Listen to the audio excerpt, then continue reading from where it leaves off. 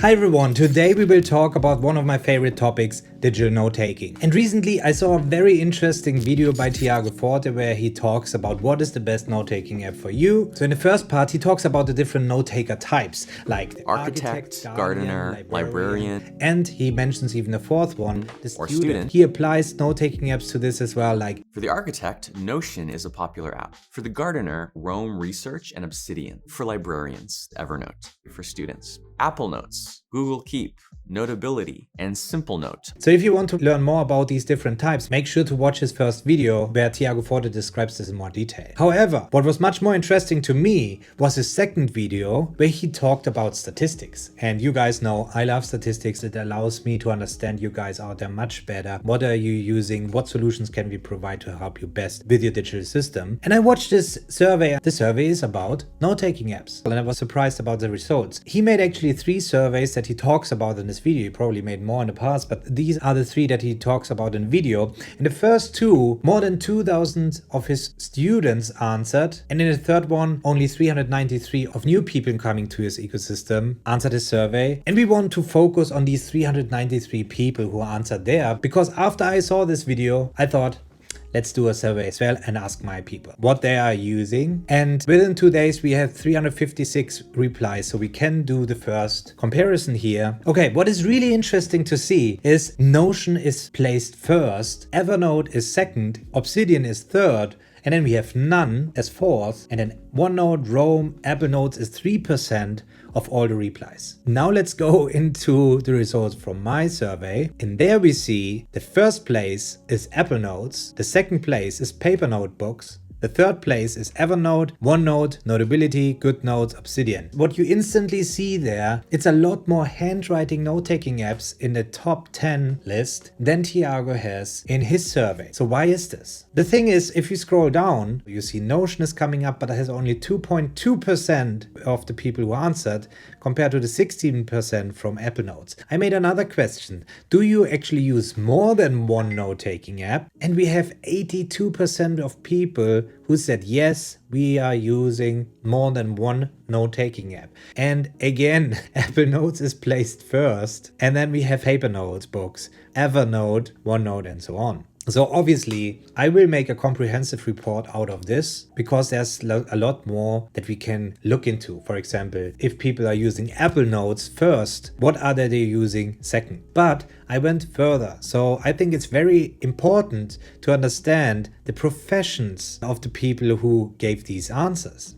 So we have mainly business professionals, managers, team leader, project leaders. Then we have on a second place, business professionals in C-level. Then we have solopreneurs and freelancers, corporate employees. And then we come into the education sector and only 4.2% are students. If you watch Tiago Forte's first video where he came up with the 4th note-taker type, he called it students. When he mentioned these students, he says, usually students use something like Apple Notes, Google Keep, Notability, and Simple Note. Whereas here we clearly have the majority of business professionals or solopreneurs who are mainly using either paper notebooks or Apple Notes. And we have Evernote in there as well. But still, Notion is far, far, far away from what he has a result in his survey.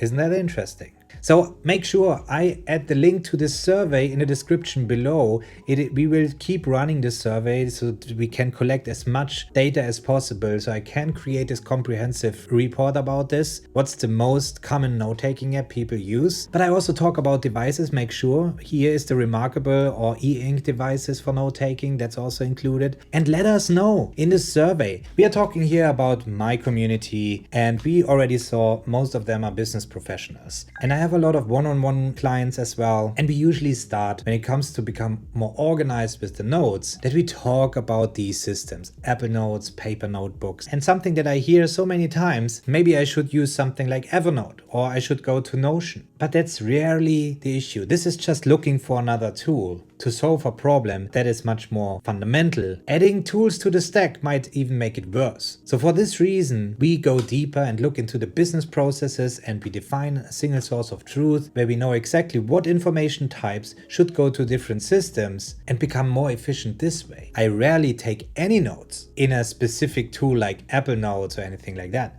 I have several tools running in a paperless movement business, and whenever something comes up, I know exactly where to place it down. I have a CRM as my single source of truth where I know everything about my clients, and all the other systems are connected into this. So whenever I bring up an item about my client, I have all the relevant information in there. If I would just create a piece of paper where I make some notes about my client, so you have some reminders and you can go in there and check what you talked about and so on. However, connecting other systems in there, for example, like the survey, I know instantly what was the reply in the survey, and I can help you without further preparation. I don't need to use the first 15 minutes talking about what tools you use because I have it already there, and all with a simple click of a button. This sounds complex. It's not complex when it's set up, but this is also the reason why people tend to use something easier. And Tiago mentioned it as well in his first video, that students tend to use something like Apple Notes and other